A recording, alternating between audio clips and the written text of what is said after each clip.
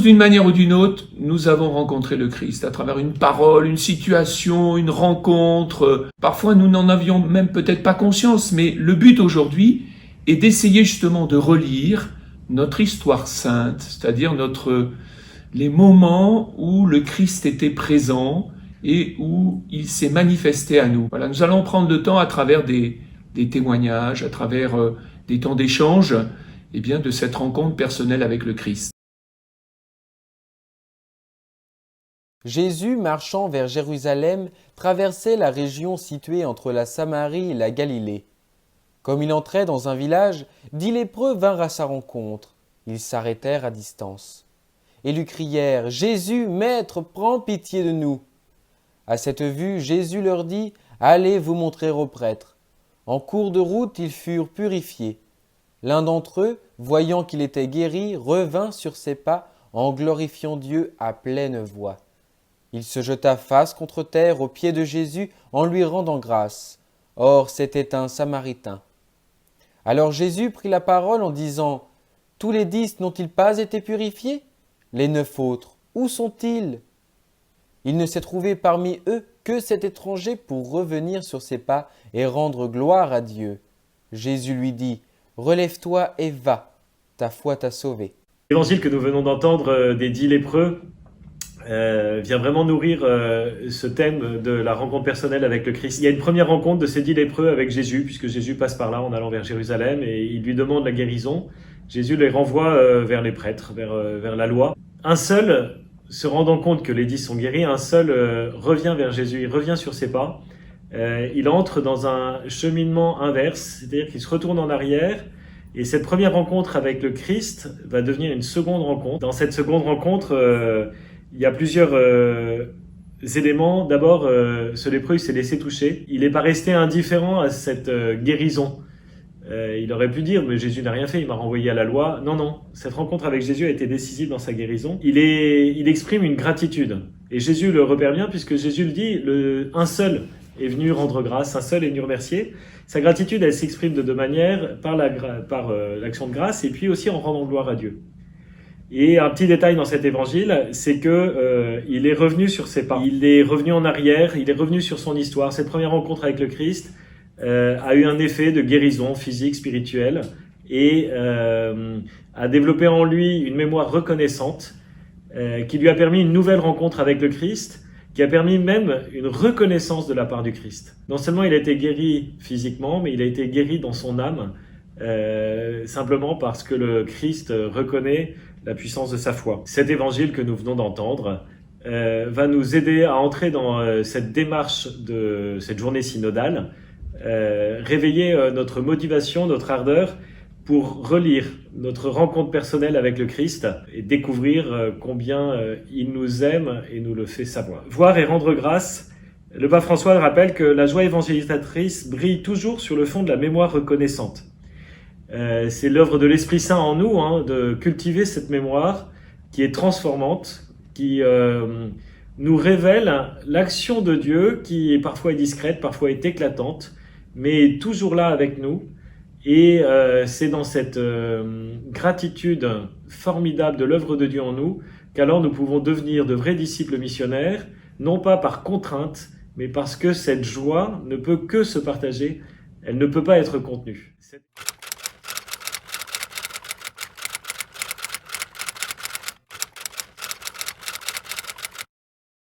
Depuis très très longtemps, par l'intermédiaire de mes parents qui étaient très croyants, qui nous ont fait passer des messages magnifiques, et puis des engagements dans l'église de leur part. Et moi, après, j'ai suivi sûrement des hauts et des bas, mais beaucoup de hauts.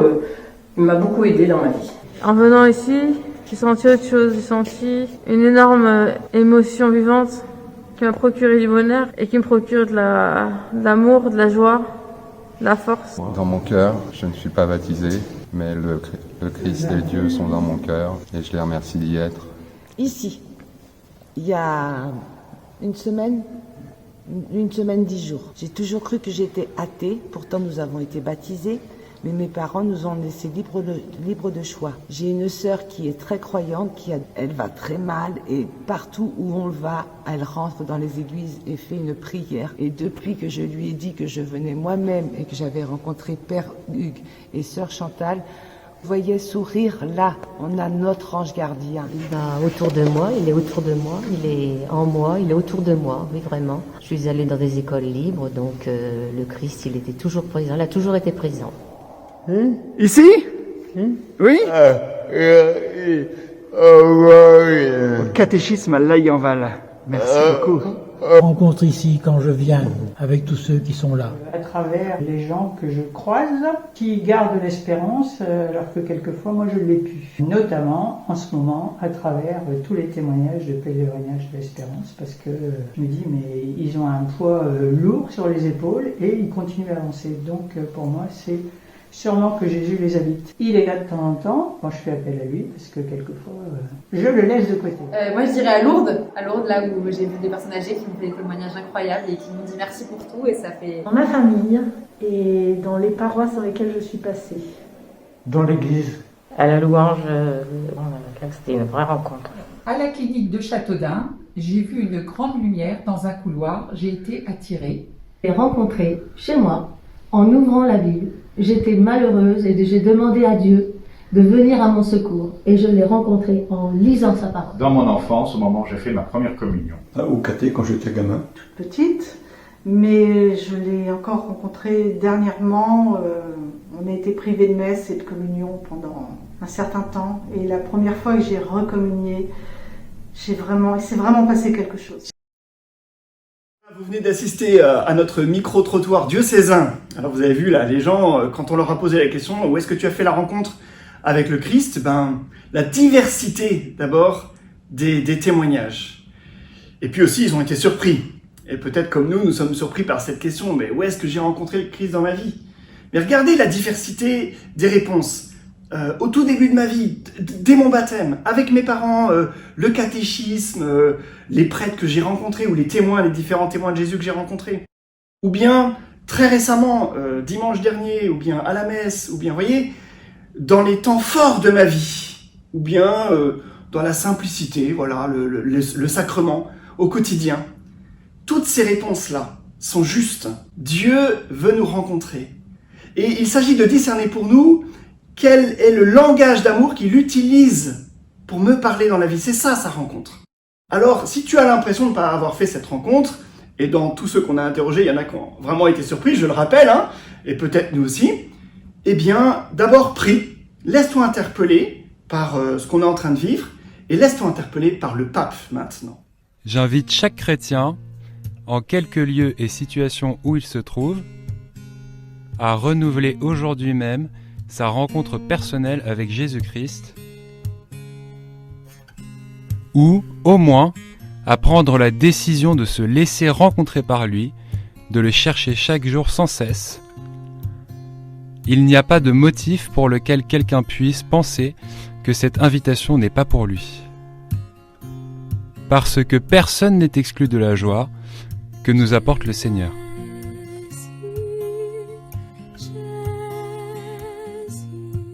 Pour vous aider à faire cette relecture, on peut faire une typologie assez classique. On peut avoir rencontré le Christ à la manière de Paul, on peut l'avoir rencontré à la manière de Pierre, ou on peut faire un mélange des deux. Alors Paul, c'est clair, vous voyez, c'est peut-être la première image qu'on a en tête, cette espèce de rencontre très forte, très claire de Paul qui change radicalement sa vie. Voilà, c'est la rencontre qu'on rêve tous d'avoir et peut-être qu'on n'a pas encore pour les uns et pour les autres. Et c'est possible qu'on n'ait jamais, parce qu'en fait, il y a aussi Pierre. La manière dont Pierre rencontre Jésus, il se laisse interpeller dès le début de sa vie. Cet appel-là, il suit Jésus quand même. Mais après, on voit bien dans les évangiles que c'est un peu compliqué pour lui. Il comprend pas toujours, il est toujours celui qui intervient à contre-temps. Voilà, mais il se laisse guider jusqu'au terme de sa vie de cette manière-là. Et à la fin, c'est Saint Pierre. Il a vraiment rencontré le Christ dans tout le long de sa vie. Et puis, il peut y avoir dans notre vie des mélanges des deux, des moments charnières, décisifs, ou bien une espèce de temps long où on a rencontré le Seigneur. Nous sommes tous témoins de l'amour du Seigneur. Voilà ce qu'on voudrait se dire mutuellement. Mais est-ce qu'il y a eu, dans un moment de ta vie, un moment charnière, où tu as rencontré le Seigneur? Alors, est-ce que tu es Pierre? Ou bien est-ce que tu es Paul? Ou bien est-ce que tu es un peu des deux? Prends le temps maintenant de discerner pendant quelques secondes, de te dire, est-ce que c'est ça?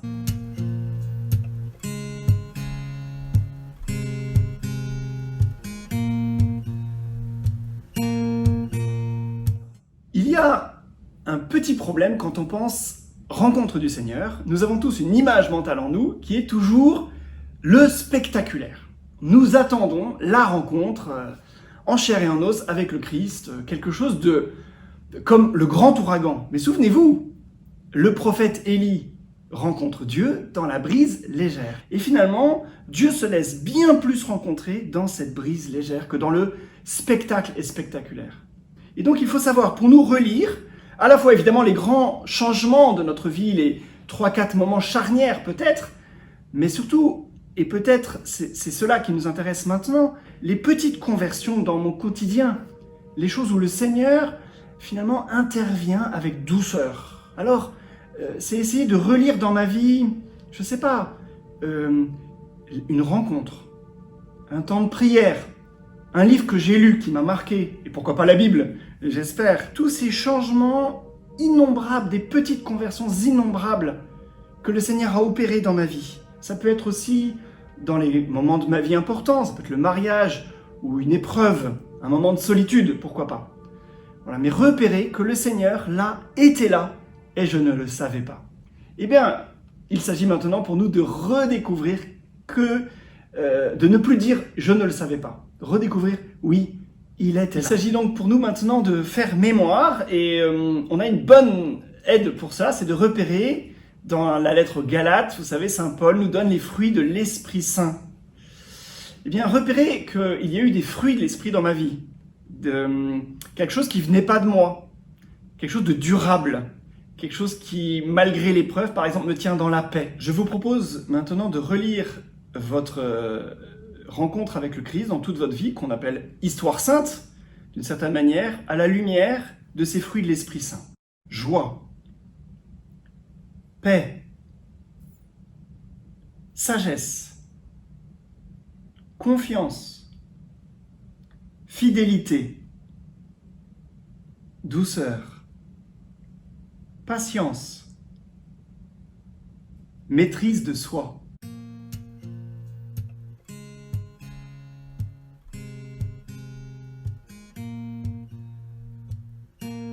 On va prendre maintenant un temps pour relire notre histoire, pour relire l'action de Dieu dans notre vie.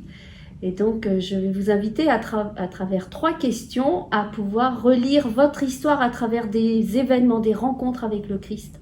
Donc, les 3 questions, la première, c'est « Quelle grâce je pense avoir reçue ?» Ça peut être un pardon, ou une libération, ou un appel. Voilà, quelle grâce je pense avoir reçue. La deuxième question, c'est « De quelle manière Dieu a agi ?» Alors, pour ça, il faut que je puisse identifier un lieu, un moment ou alors un moyen. Et là, c'est possible que je vais avoir en tête plusieurs exemples, mais il faut que je les note tous parce que le Christ vient nous rencontrer régulièrement dans notre vie. Et nous sommes vraiment invités à pouvoir discerner ces moments, ces rencontres. Et donc, il a pu agir à travers une rencontre ou alors une épreuve ou dans une prière. Donc Dieu a agi dans ma vie. Et puis la troisième question, c'est quelle a été ma réponse de foi?